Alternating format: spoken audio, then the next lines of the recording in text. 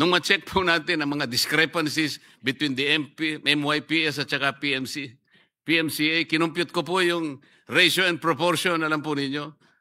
Sa 8,000 na flood control projects, bali sa sample na napag-aralan namin, lilitaw po mahigit na 1,000 ang mali ang coordinates. Ngayon po meron na naman tayong portal. Sinasabi natin, wala namang iniwan doon sa dime. Hanggat wala po tayong satellite, hindi po mangyayari yun. Wala pong real time. Walang real time. Patuloy na patuloy pong mamamanipula lahat ito. Ang ibig po sabihin, Mr. President, this might be utilized na parang, baka mamislead na naman po ang ating mga kababayan. Akala mo ito ang magbibigay ng magic. Parang madaling pagbibigay ng kapanatagan sa kalooban ng bawat Pilipino na yung trust ay nabalik kagad. Nang ganun-ganun lang. Quality Assurance Unit. Naku po, pagka binasa po ninyo yung mga department orders, kundi po ako nagkakamali, 4 na department orders ang binasa ko na magkakadikit. Pinag-uusapan po yung Quality Assurance Units na ang pinakasentro po nila, yung Central Office. QAU CO, di ba, Mr. President? Yan po ay replicated sa maraming opisina. Sa regional offices, meron po sila. At hanggang po sa district engineering offices, nandiyan po yung quality assurance units. Wala pa rin pong nangyari. Meron pa po silang CPES. Siguro IPIS na lang ang gamitin natin, hindi na CPES. Kasi po talagang reflection po ng pagkabigo, ng disappointment ng representasyong ito. Napapangiti po ang ating majority leader. Pero totoo po eh.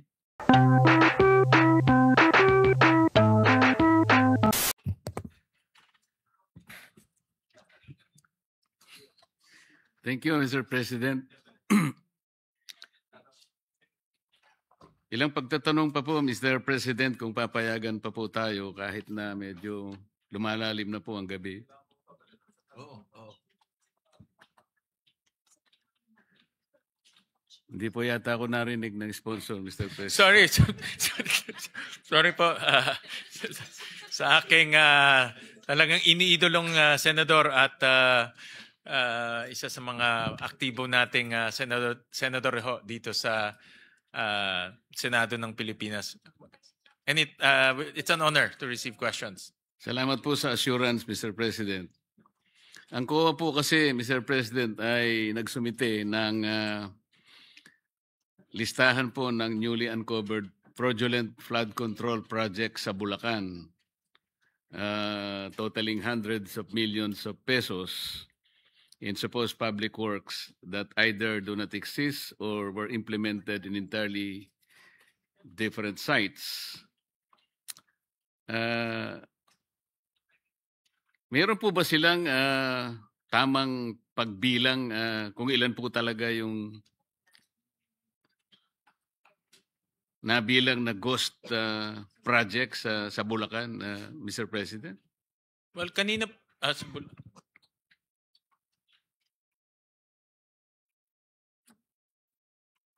anong proportion?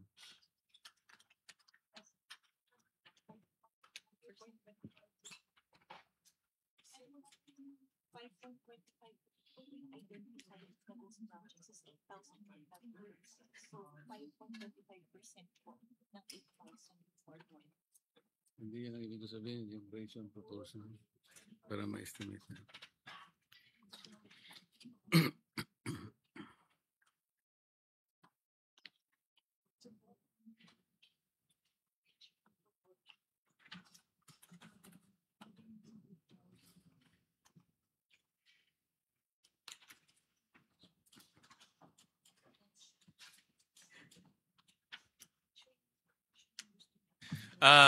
Tuloy-tuloy po yung validation ng team sa Bulacan.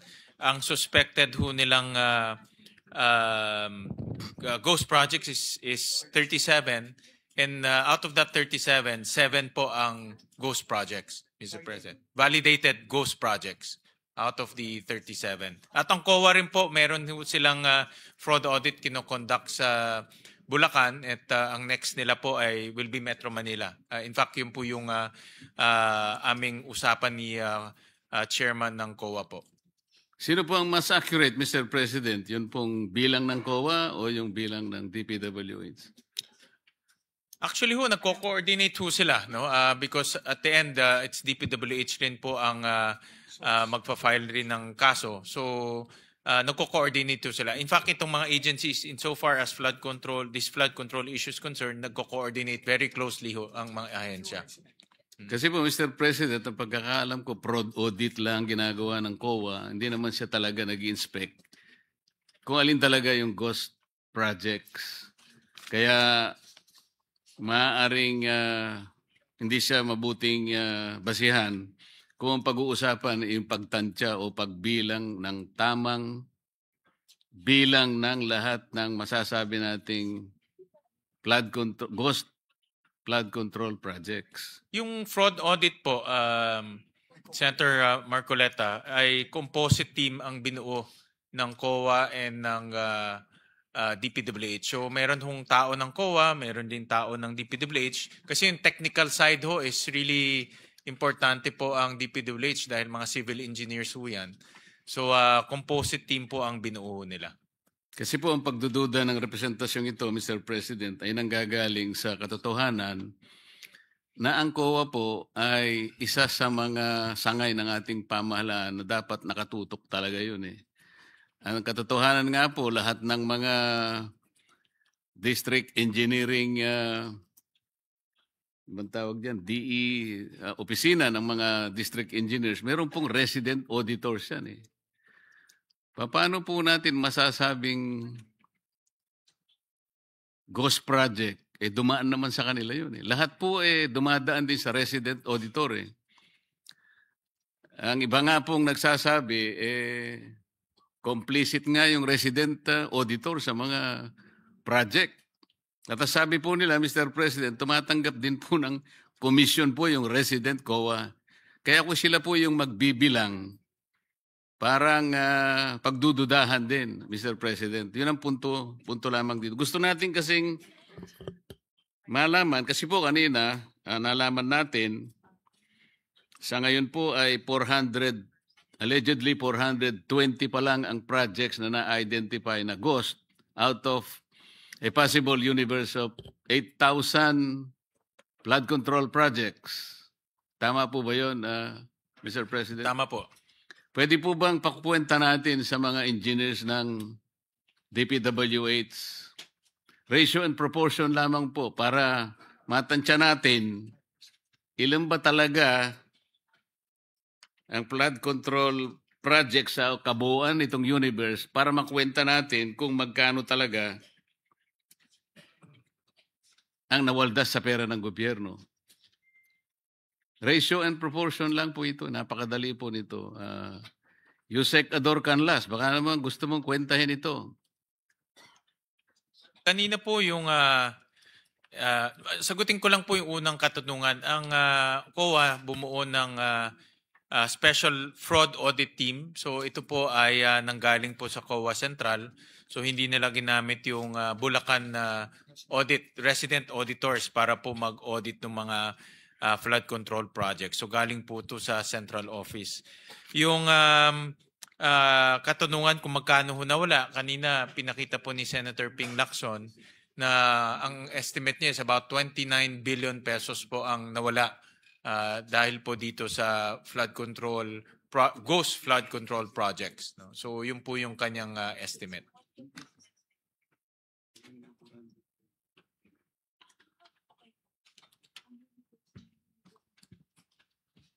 Ano po ang kwenta ninyo, Yusek?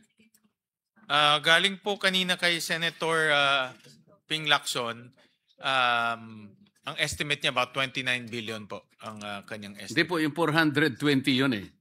Ang katumbas po ng 420 na so far nakukwenta natin ay 29.75 billion. Tama po. Ngayon po, 8,000 po yung bale pinagkukunan natin ang possible final number of all ghost projects. Kaya sabi ko kay Yusek, pakikwenta mo, 420 divided by 8,000 x over 29.75, bilang po yun?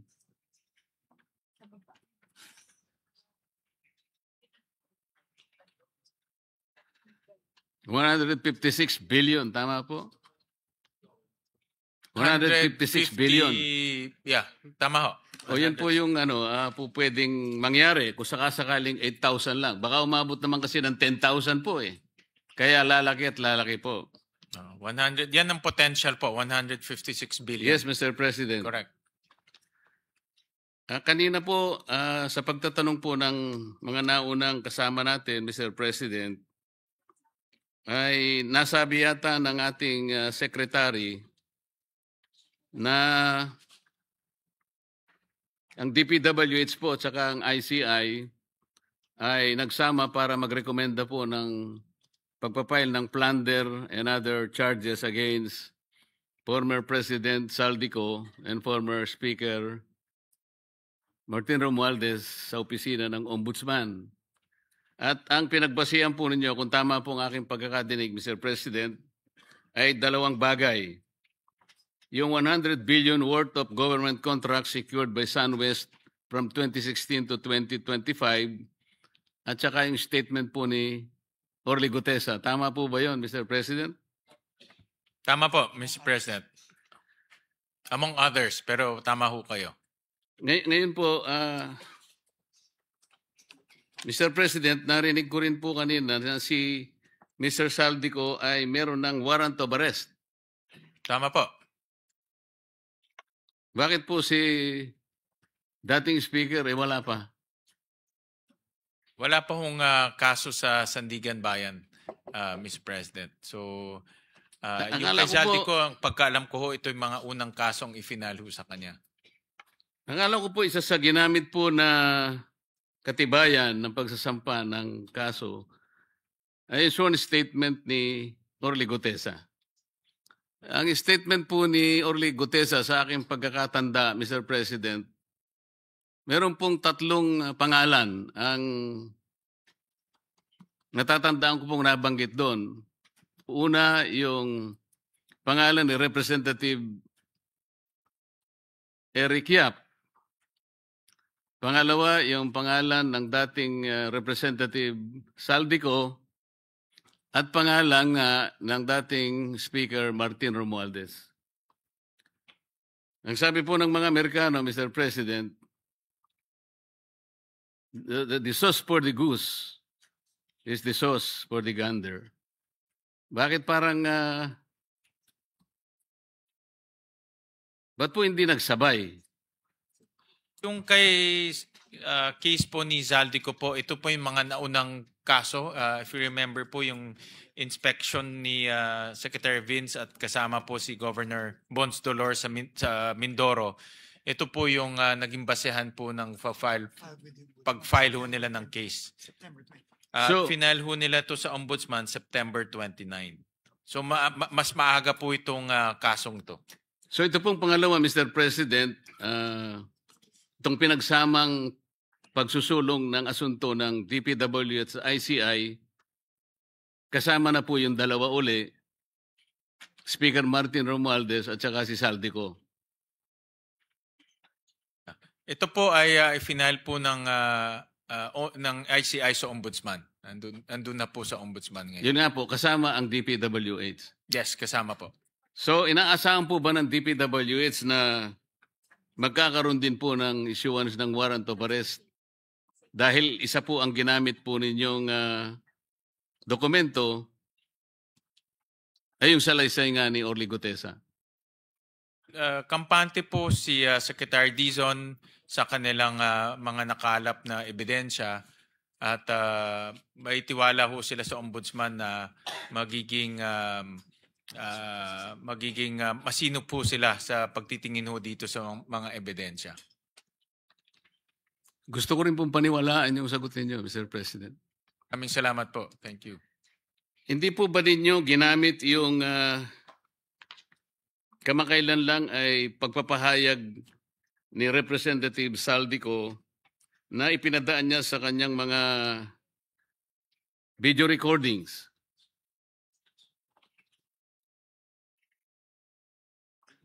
Well, Mr. President, una-una hindi ho yung sworn statement at sa video recording lang ho niya ginawa. So wala hong saysay ho yung kanyang sworn statement. Wala pong saysay yung kanyang statement, hindi pala siyang sworn. Sorry, Mr. President. Pero Mr. President, kung inyo pong susuriin yung Republic Act 6770, ito po yung charter ng Ombudsman. Kung tawagin po yung Ombudsman Act of 1989, dito po sa Section 13 ng batas na ito, Mr. President, sinasabi po na the Ombudsman and his deputies as the protectors of the people shall act promptly as complaints filed in any form or manner. Hindi po sinasabi rito, Mr. President, na kinakailangan nakanotaryo. Kasi baka mamaya peki na naman ang nakuha niyang notaryo. So kahit na walang notaryo, in any form or manner, sa ibang mga desisyon nga po o aksyon ng ombudsman, kahit na anonymous po yung letter pinapatos po ito po hindi po letter, hindi anonymous letter, siya po ay nagpahayag sa kanyang mismong Facebook page. Hindi po ba ninyo naisip na baka pwede nyo i-fact check naman? Baka may katotohanan naman. Hindi po natin sinasabing walang katotohanan o may katotohanan. Nasa sa inyo po kung mag-i-initiate po kayo ng evaluation sa kanyang mga paghahayag. Meron na po ba kayong nagawang ganong aksyon, Mr. President? Mr. President, Senator Marcoleta, ito po ay nasa discretion na po ng ombudsman at sila po ang meron pong kapangyarihan kung gustuhin ho nilang imbestigahan o i-pursue itong ganitong mga statements. So, nasa kanila na ho yun. Alam nyo, Mr. President, nung isang araw lang nandyan ang ombudsman. Nakalain yung nakalimutan kong itanong yun. Wala pa ho yung video. Wala pa ho yung video. Hindi po, maraming video na yung siya. mga naunang video. Yung mga naunang video, siguro may 3 video na po. Kasi yung mga nilabas niya may pang-4, pang-5. Pero merong unang 3 na Kaya lang nung sabihin ninyo na magkaibigan naman kayo Nawala ngayon sa isip ko na itanong. Mr. President? Baka ano lang ho, baka di lang ho kayo nag-almusal o siguro nga po, dahil sa maaga ho kasi, siguro, maaga ho yun maaga. Mr. President, kanina po ay totoo po na parang nakaka-confuse, nakakagambala kung ano nga talaga yung distinction ng CPAG at saka BIP. I may dare to offer an explanation kung inyo pong mga marapatin, Mr. President. Yung BIP po naragdag po doon sa sinasabing mga convergence programs Ito po kasi ay paraan para isatisfy yung Garcia-Mandanas ruling ng Korte Suprema. Kung hindi po ako nagkakamali, ito po ang approach na ginagamit para sa ganoon mailatag po. Para hindi nagko-complain po yung mga local government units. Sapagkat,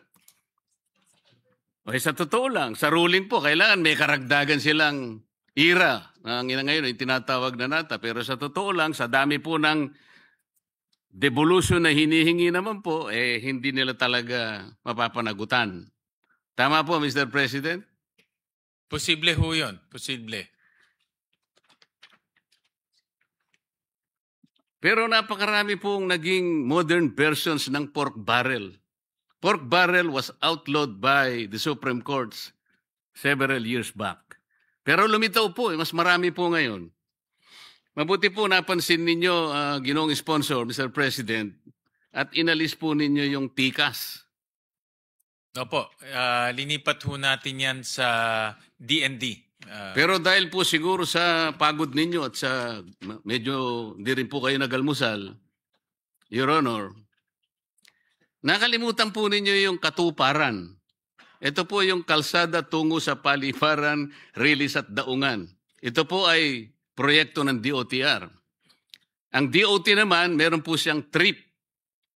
Ito po yung Tourism Road Infrastructure Project Prioritization. Yung DTI naman po, merong roll it. At saka yung nga pong tikas ng Department of National Defense. At nga, dinagdag nga natin po yung Sustainable Infrastructure Projects Alleviating Poverty Gaps, SIPAG. Nakalimutan pa ninyo yung SSP at saka CSSP. Napakarami pong naimbento ng DPWH para lamang po pagbigyan yung napakarami pong mga proponents ng ating infrastructure projects, lalong-lalo na po sa flood control. Sana po, Mr. President, mapasadahan uli ito. Ang una ko pong itatanong tungkol dito, nung malisin po natin ang tikas, bumalik po ba sa DND o it was entirely wipe out? Bumalik po. Yung buong amount po ay tinransfer sa DND. At mayroon pong dahilan kung bakit ho hindi muna tinransfer yung iba sa ibang mga ahensya.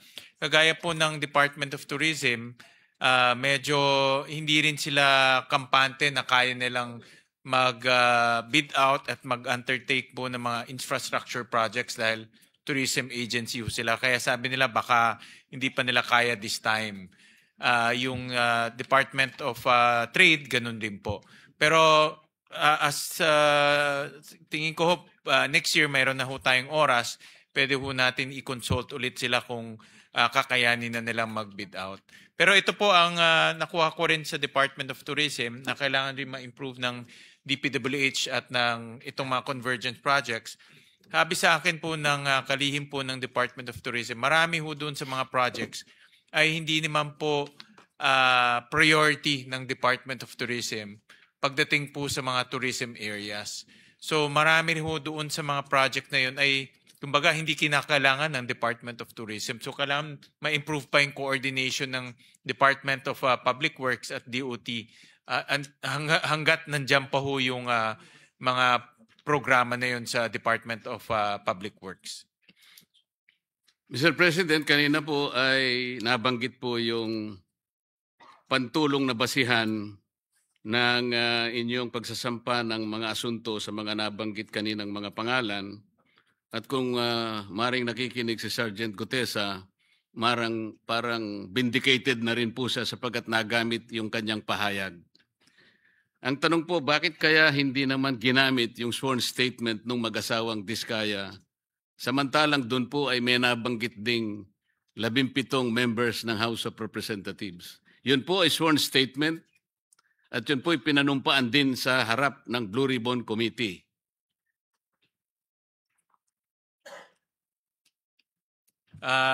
Yun po ay pinag-aaralan pa at posible rin pong gamitin yung kanilang mga salaysay. At kung gagamitin man, ito po ay gagamitin sa ibang asunto. So parang nakikita natin, pagka miyembro ng House of Representatives, parang mabagal po yung action.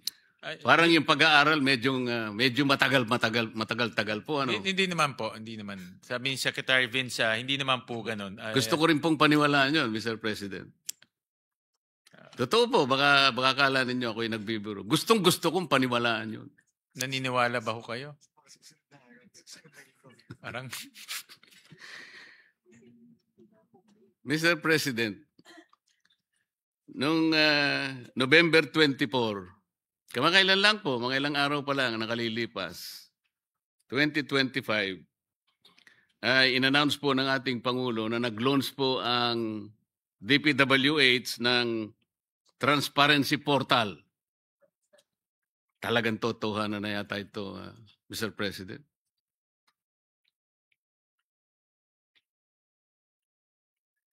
Yung portal po is powered by artificial intelligence. Ang sangayon po sa mga ulat. Tama po ba yun? Tama po. Kanina po pinag-uusapan sa budget ng NTC at saka ng DITC that because of the sophistication of the artificial intelligence being used today,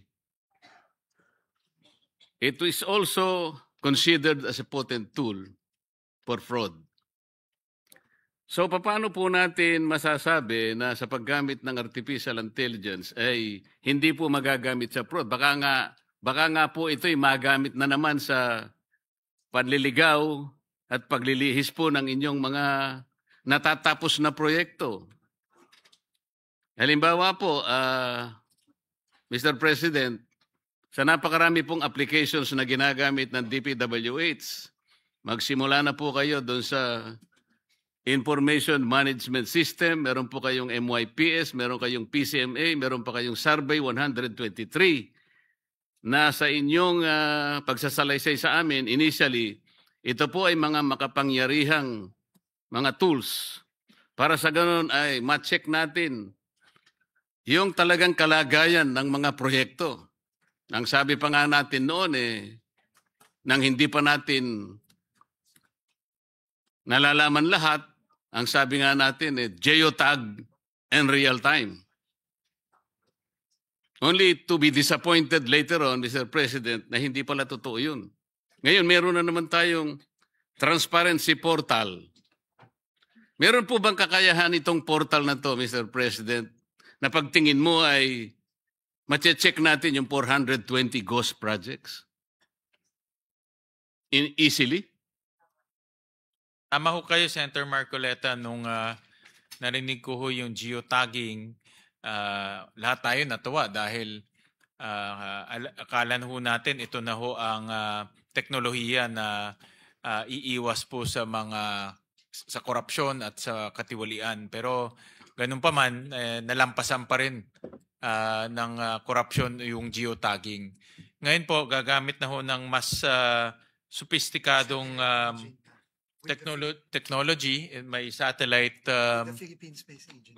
may satellite technology na ho in partnership with the Philippine Space Agency, paborito niyo pong agency.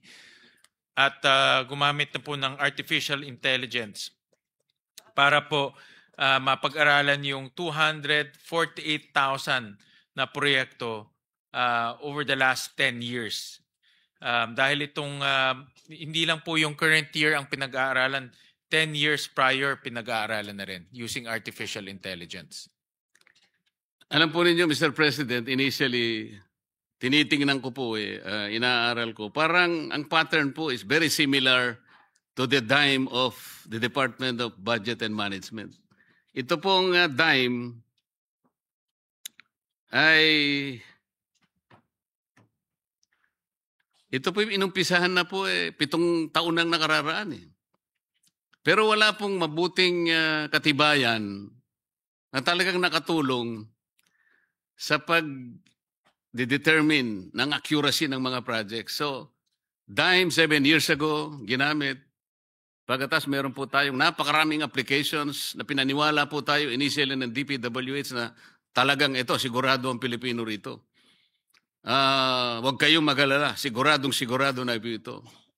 Nung ma-check po natin ang mga discrepancies between the MYPS at saka PMCA, kinumpute ko po yung ratio and proportion, alam po ninyo, sa 8,000 na flood control projects, bali sa sample na napag-aralan namin, lilitaw po mahigit na 1,000 ang mali ang coordinates. Ngayon po, meron na naman tayong portal. Sinasabi natin, wala namang iniwan doon sa DIME. Hanggat wala po tayong satellite, hindi po mangyayari yun. Wala pong real time. Walang real time. Patuloy na patuloy pong mamamanipula lahat ito.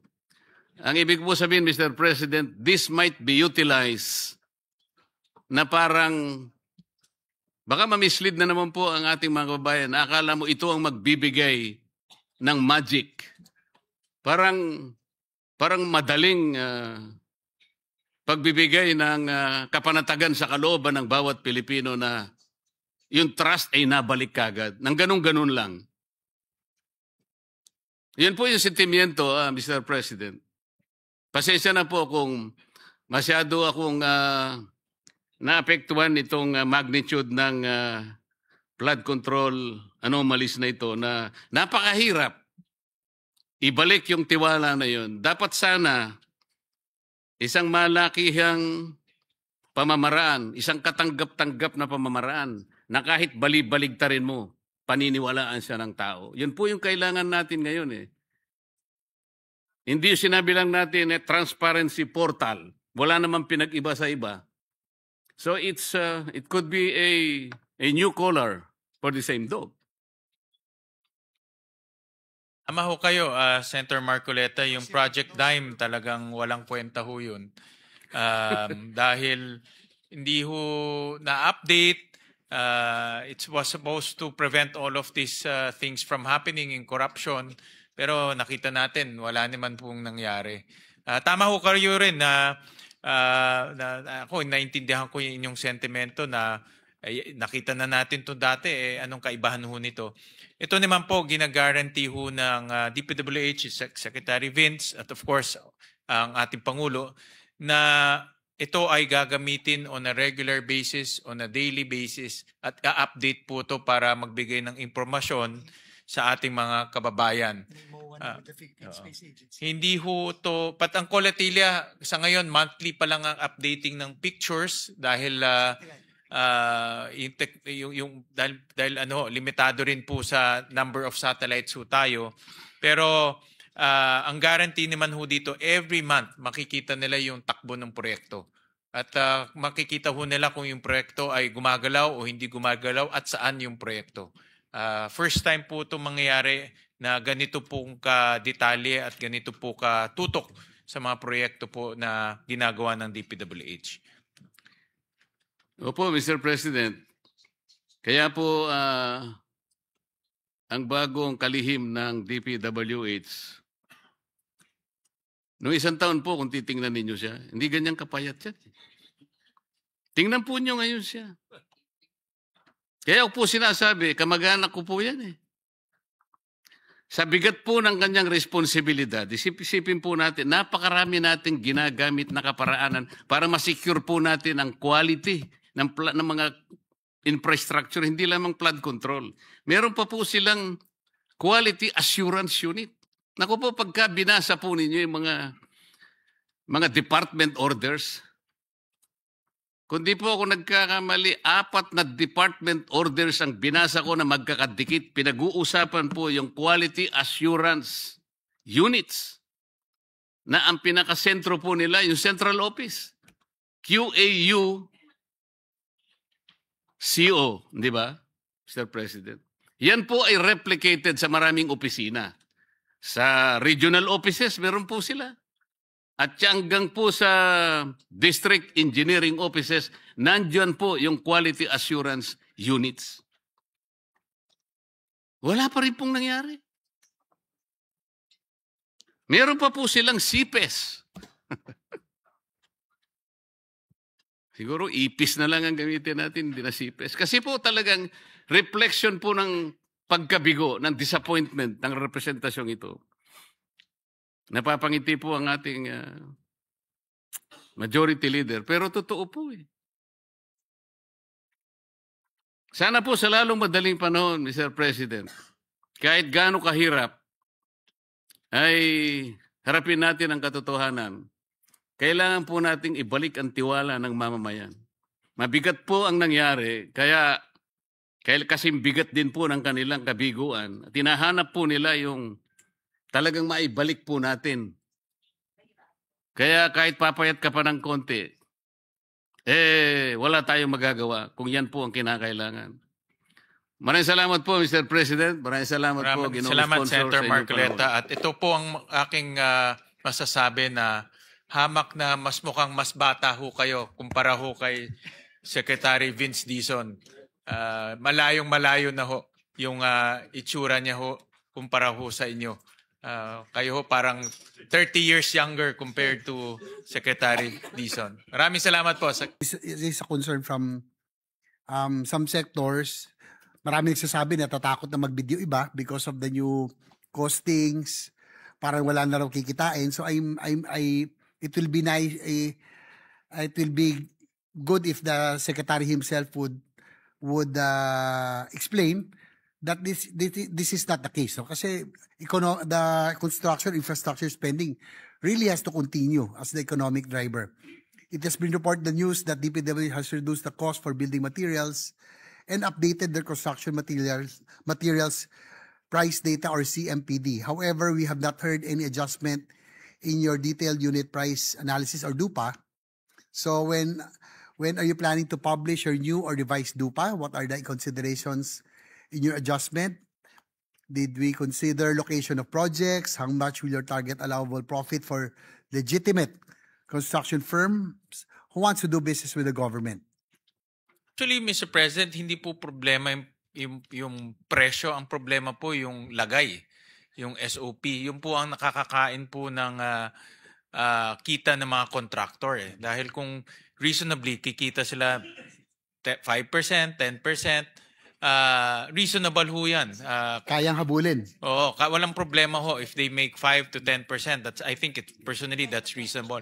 Pero kung yung 5% nila, 10% nila pupunta sa lagay, tapos another 10 to 20% pupunta rin sa lagay, doon po nagkakaproblema. Kahit ano po ibabaho natin na presyo, hindi ho talaga pupunta sa proyekto, pupunta ho yan sa mga corrupt na officials. Kaya I thank DPWH Secretary Dizon for sending us the new CMPD, yung Construction Material Price Data, kasi naging realistic na siya and mas mababa siya. Sabi ko nga kanina, up to 50%. Pero ang kolatili ho dito, dapat walang corruption. Kasi kung binababa mo po yung presyo, tapos may corruption pa, talagang Mahirap talaga malulugi talaga yung contractor. Well, definitely, I agree with you, no, Mr. President. Talagang patungan mo ba naman ng 25%, may parking pa na 5%, meron pang iba pang gayla, talagang kung di substandard, i-go-ghost talaga. Dahil wala nang kikitain. But with the new reforms being instituted by the department under Secretary Dizon, at least it's good to know that kung mawala yung mga lagay, yung mga parking, yung tara nila sa Aldicon Company noon na 25%, kayang habulin pa rin. And it will still be profitable for the legitimate contractors. No? Meron naman silang margin na ilalagay natin na 10, 20%. Yeah, at least mga 10% more or less, no? So, and that's reasonable. Sa negosyo, that's reasonable po. So, yun na nga ho. Ang importante dito, when I say corruption, di lang naman ho natin tinitignan ang DPWH, pati na rin yung mga politiko, pati na rin yung mga contractor na naglalagay. Dapat po wala ho yun para reasonable po yung kita ho nila. It's really a major reboot of our system, no? Talagang paglilinis ang kailangan natin. And that's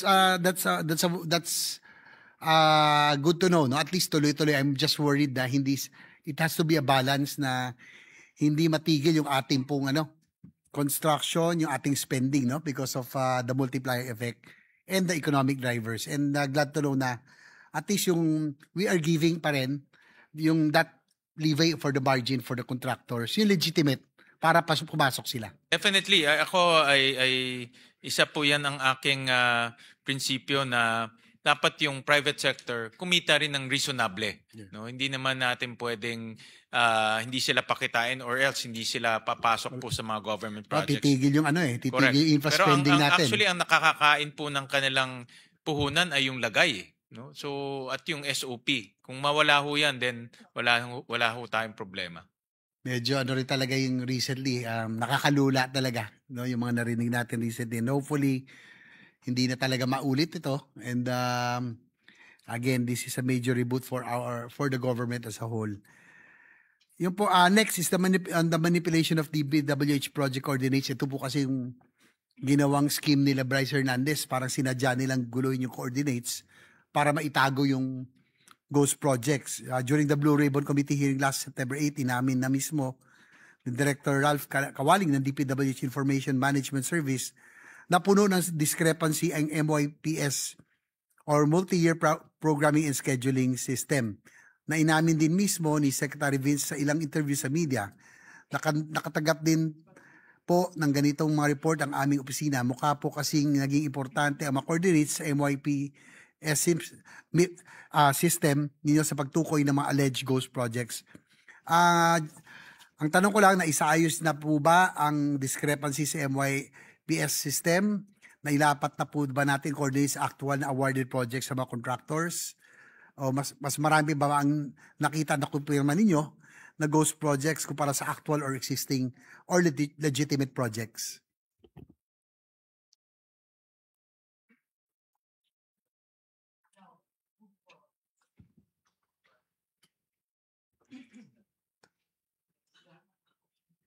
So, Mr. President, tama ho kayo na in the past, mayroong mga geotagging, may project dime, pero wala naman ho tayong nakitang benepisyo ho doon. So ngayon, meron na ho silang partnership with Philippine Space Agency kung saan gagamitin ho nila itong real-time satellite, no? Imaging para po makita ho natin yung takbo ng project, kung nasaan yung project. At ito rin ay gagamitin nila sa pag-monitor and pagbabayad po ng mga project. So, hindi na ho mauulit yung mga pinapeki po yung coordinates. Ito po talaga real time. Ginulo nila eh. Ginulo talaga Oo nga, to hide the ghost projects. Correct. Talagang sinadya ho yung, kumbaga, sinabotahe po yung sistema. So, ito ngayon, meron tayong satellite imaging na hindi na ho nila masasabotahe ho yun.